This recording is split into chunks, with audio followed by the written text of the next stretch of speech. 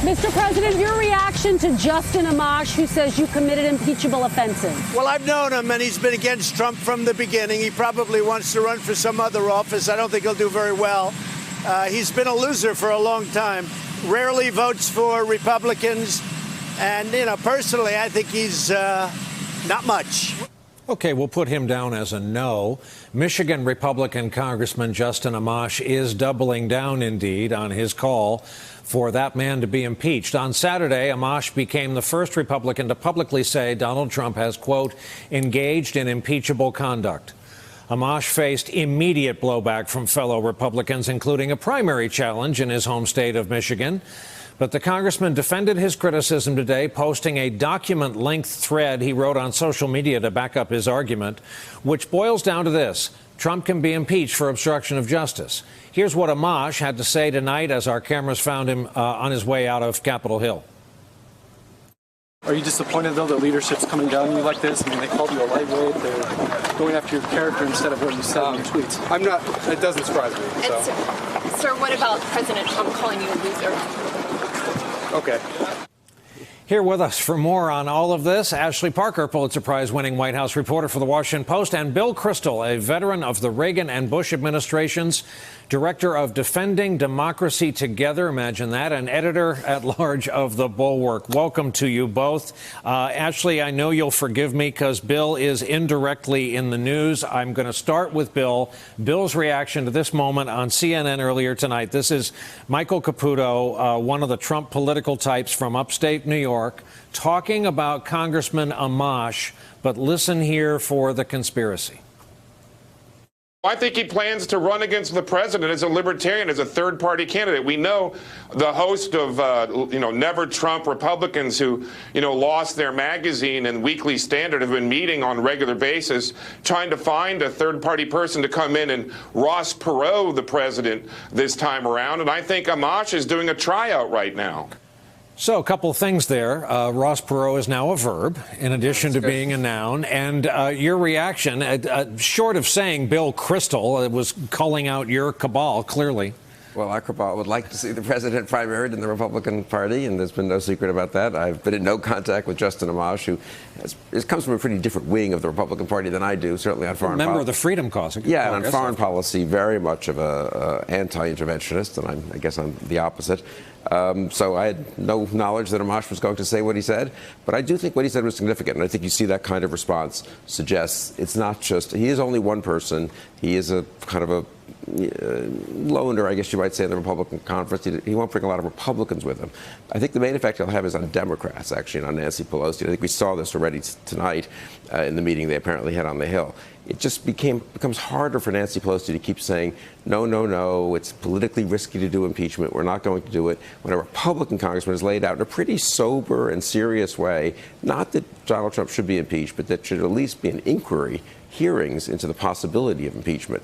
I think you combine the Trump administration stonewalling with what Amash has done, I think the odds of actually entering an impeachment set of hearings, an actual inquiry by the House Judiciary Committee, are now much greater than they seemed to be a week or two ago. All right, Ashley, Bill just walked right into your reporting. What do you know about this meeting on the Hill tonight? The Speaker and her leadership team, walk us through it.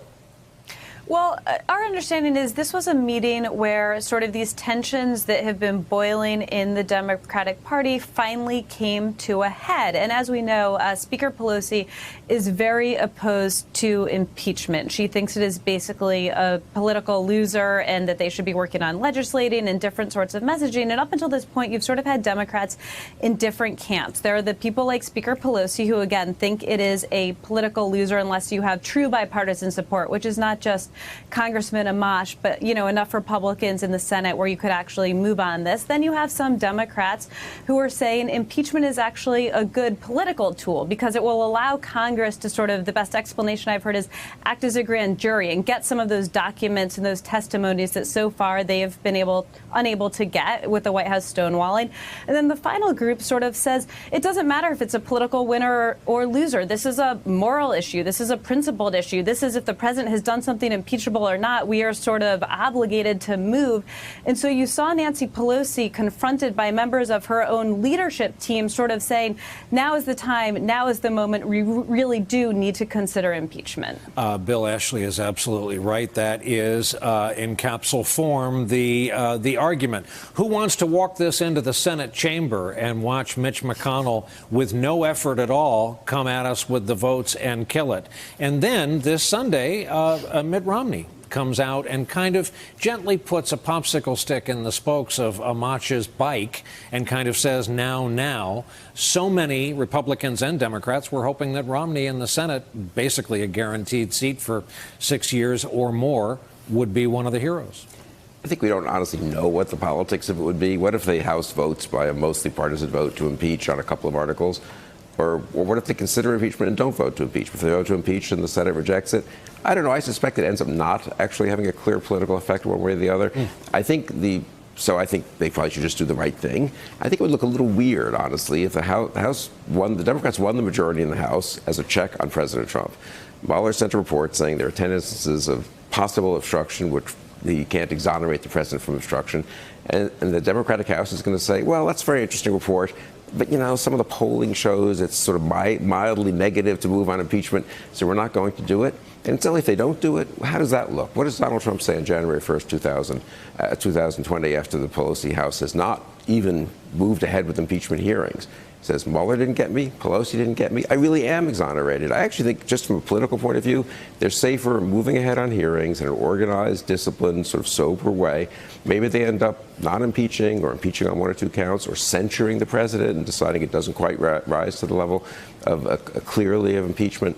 But I think the Pelosi people are being short-term kind of clever, but I'm not sure they've thought through exactly how this looks. And I also think they're better dealing with it this year than next. I mean, next year we really will have presidential primaries, and every Democratic presidential candidate is going to want to grandstand on it. They could control it for the next 3, 4, 5 months and have a pretty dignified, sort of Watergate-style impeachment process, and just lay out the evidence, get people to testify. If Don McGahn doesn't testify, then say, okay, we'll try to get him to testify. If we can't, we'll go ahead and assume that what Robert Mueller reported is accurate and make a judgment about whether get some con law experts in to testify.